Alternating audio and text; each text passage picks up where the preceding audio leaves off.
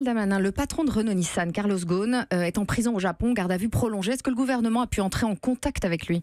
Il me semble que l'ambassadeur de France au Japon, au Japon ait pu rencontrer M. Ghosn, en effet. Il vous semble?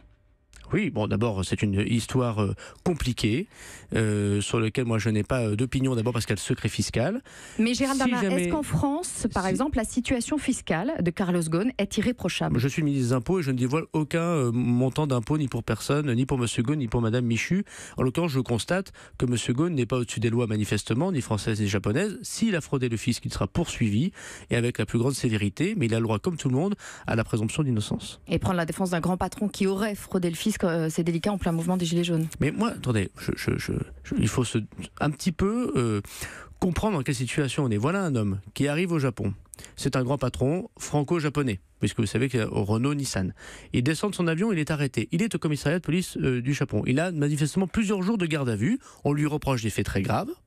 Si jamais ces faits sont révélés, évidemment, la France sera aux côtés de ceux qui l'accusent, et il n'y a aucune raison d'être particulièrement complaisant avec M. Ghosn, dont je vous rappelle que c'est ce gouvernement qui lui a demandé, et il l'a fait, de baisser 30% son salaire, mais il n'y a aucune raison non plus, a priori, de le jeter aux gémonies. Je n'ai aucun élément en ma possession qui me permet de vous le dire, et de manière générale, je suis très protecteur du secret fiscal.